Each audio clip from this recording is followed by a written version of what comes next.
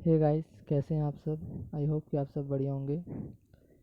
So guys, आज मैं आपको कैपलर्स लॉ एक्सप्लेन करने वाला हूँ, जो कि काफ़ी ज़्यादा इम्पॉर्टेंट टॉपिक है साइंस के फील्ड में। सो पहले जानते हैं कुछ जो साइंटिस्ट के बारे में जो जिन्होंने कैपलर्स लॉ दिया था। तो जिन्होंने कैपलर्स लॉ दिया था उनका नाम था जेम्स कैपलर, जो कि 27 दिसंबर 1571 को जर्मनी में उनका जन्म हुआ था। वो एक एस्ट्रोनॉमर, मैथमेटिशियन और एस्ट्रोलॉजर थे। और वो लॉ जो उन्होंने दिया था, capillary law of planetary motion, उसके लिए वो जाने जाते थे। और इन्हीं का जो इन्होंने लॉ प्रोवाइड किया, वो फाउंडेशन बना था न्यूटन्स के थ्योरी के लिए, जो जिसके वजह से न्यूटन ने ग्रेविटेशनल का लॉ दिया था। उसमें इस लॉ की काफ़ी ज़्यादा इंपॉर्टेंस थी। सो इन्होंने 3 लॉ प्रोवाइड किए थे, 3 लॉ बताए थे दुनिया को। अब वही हम 3 लॉ जानते हैं, समझते हैं। मैं ये आपको हिंदी में एक्सप्लेन करूँगा, और ये जो आप सामने लिखा रहेगा वो इंग्लिश में रहेगा, तो आप हिंदी में सुन सकते हैं। और यदि आपको नोट डाउन कर लूँगा तो मैं हिंदी में भी एक्सप्लेन करूँगा, तो हिंदी में नोट डाउन कर लीजिए, और इंग्लिश में सामने रहेगा तो वीडियो पॉज करके आप देख सकते हैं। सो गाइस, जो पहला लॉ था कैपलर्स का, वो पहला लॉ ये था कि जितने भी प्लैनेट्स हैं वो रिवॉल्व करते हैं सन के एलिप्टल शेप में।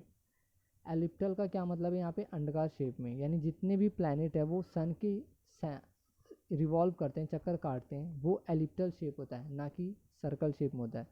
जैसे फॉर एग्जांपल आप ये देख रहे होंगे वीडियो, इस वीडियो में आप देख रहे होंगे जो एलिप्टल शेप है, अंडाकार शेप है, ये बीच में आपका जो फोकस F1 है वो सन है, और फोकस 2 एक कोई भी प्लैनेट है जो उसके चक्कर काट रहा है, तो ये इस शेप में घूमता है। इससे पहले जो दुनिया ये मानती थी कि जो प्लैनेट्स हैं वो सन के सर्कल में रिवॉल्व करते हैं, बट कैपलर्स ने इस चीज़ को क्लैरिफाई किया था कि जो प्लैनेट्स है वो सन के सर्कल में नहीं बल्कि एलिप्टर शेप में रिवॉल्व करते हैं।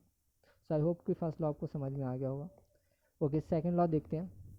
तो सेकंड लॉ में कैपलर ने ये कहा था कि जितने भी प्लैनेट्स हैं वो मूव करते हैं एलिप्स में, ये तो हमें पता ही, ठीक है। और उसके बाद जो कहा था, जो लाइन है between it and the sun place a focus sweep out equal area in equal time. इसका मैं मीनिंग अभी बताता हूँ।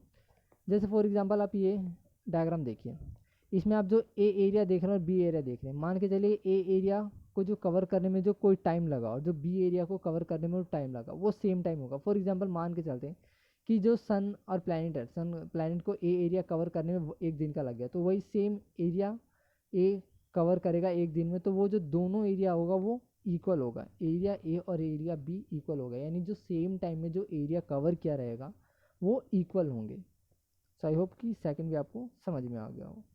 ओके, थर्ड लॉ थोड़ा सा कॉम्प्लिकेटेड है, बट कोई नहीं, समझ में आ जाएगा। देखिए, जो थर्ड लॉ ये कहता है कि जो भी प्लैनेट है उसको कंप्लीट एक साइकिल करने में प्लैनेट को जो उसका टाइम लगा उसका स्क्वायर होगा, वो बराबर होगा किसके? जो उसके रेडियस का जो डिस्टेंस होगा उसके क्यूब के बराबर होगा।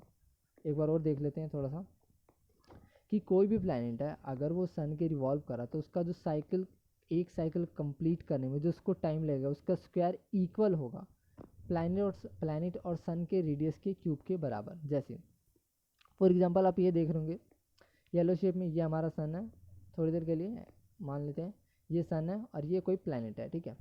तो ये जो कंप्लीट करेगा, यहाँ से लेके कंप्लीट करेगा एक सर्कल, उसका टाइम स्क्वायर कीजिए और उनका जो रेडियस है उसका क्यूब कीजिए, वो दोनों क्या होंगे? बराबर होंगे। तो ये कैपलर्स के तीसरा नियम था। सो आई होप कि आपको ये तीनों लॉ समझ में आ गए होंगे। यदि कुछ ना समझ में आए, कोई और टॉपिक पे आप चाहते हैं कि मैं वीडियो बनाऊं, एक्सप्लेन करूं, तो आप कमेंट कर दीजिए। और गाइज़, आपसे रिक्वेस्ट है कि प्लीज़ चैनल को सब्सक्राइब कीजिएगा। Thank you and God bless you all.